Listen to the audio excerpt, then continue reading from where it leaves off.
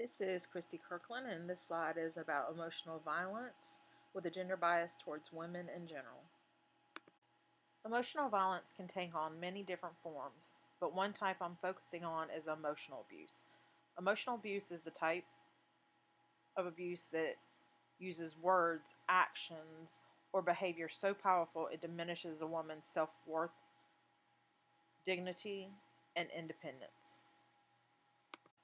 A few examples of emotional abuse are as followed: verbal threats, isolation, name calling, withholding income, embarrassing or demeaning them in front of people that you guys don't know, in front of your family members, workers, co-workers, withholding affection or appreciation from them, and then laughing or insulting or blaming or manipulating.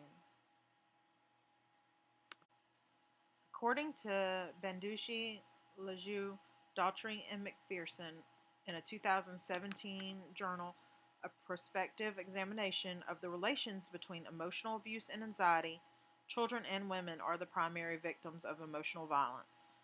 Girls made up a study of 45% that showed signs of anxiety due to emotional violence, and 49% of those were white girls, and 35% were black women.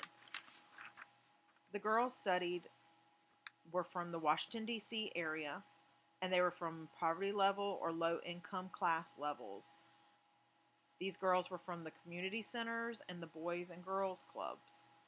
And according to the domestic violence article, women are emotionally abused 48.4% more compared to men.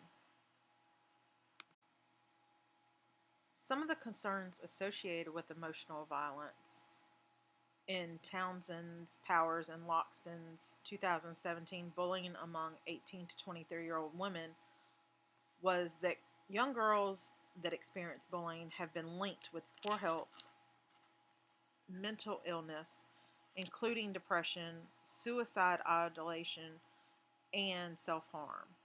Some of the women who have experienced bullying were also more likely to have lower levels of education, less likely to be studying or employed, and have difficulty managing their own income.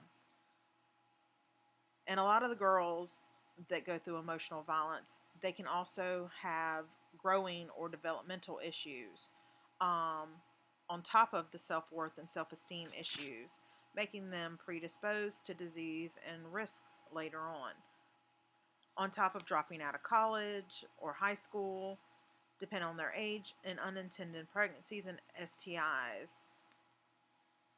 Women that have gone through bullying or any other kind of emotional violence can also lack a mother-child relationship where she's supposed to be nurturing, caring, and protecting the child, and disease like the younger girls with STIs, diabetes, and blood pressure issues later in life.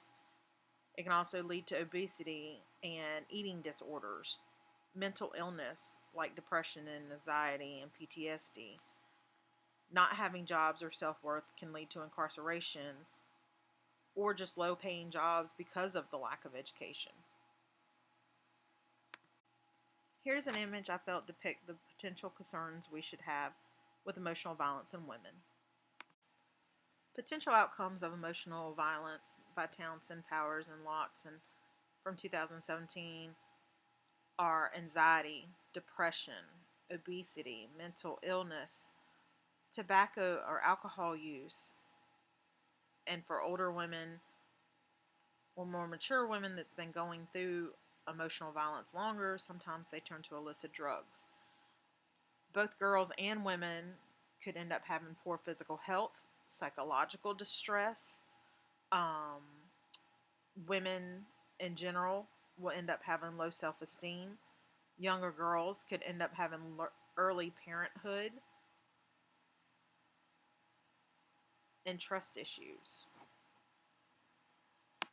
This image captures how abuse isn't always black and blue. Emotional abuse and violence is silent but deadly, and although the scars are invisible, they run deep. Ways emotional violence is treated or managed is first the prevention of it happening in the first place. Education and guidance about emotional violence. relaxation and stress management, meditation, better housing and jobs so women don't feel trapped or alone dealing with stuff on their own, medication, therapy, counseling, social support, and community support.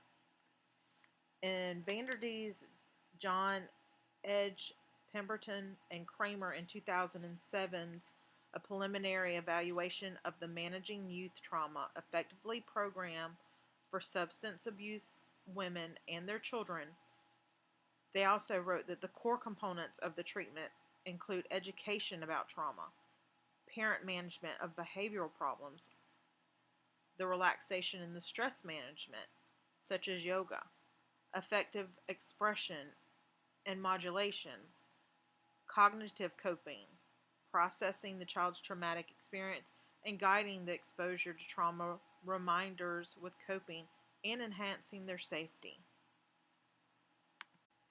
Common experiences of being affected by emotional violence are the stigma that is associated with the poverty level behaviors and being stuck in a continuous cycle, the mental health and development, the trauma of the brain and the body, the substance use and or abuse that one goes through. And according to Shell, Busy, Connell, and Kale in The Weight, Perception, and Bullying, What Kind of Pounds Matter in 2007, the predictor of bullying behaviors, especially for the girls, but also body image and misperception of weight, are important topics. How society, construction, and gender norms play a role in emotional violence. Thomas Jr. in 2010, Gender Differences in Emotional Health, states that stereotypes of how men and women are expected to deal with their emotions and are raised from birth is the biggest contributor. Boys are told to suck it up, that they need to stay strong and be tough, where girls are told to let it out. They're weak and delicate and treated fragile. And later, as they grow, the women are looked at as nurturers and they're cautious with things, where men are allowed to be risk takers and supposed to be dominating. Women are supposed to be prone to emotional violence due to the nurturing role that they carry, and they're more emotional creatures and looked at as inferior to men. The only way to stop emotional violence is to stop putting gender norms and roles on men and women. Thank you for your attention for my presentation on emotional violence, and here is a list of my references.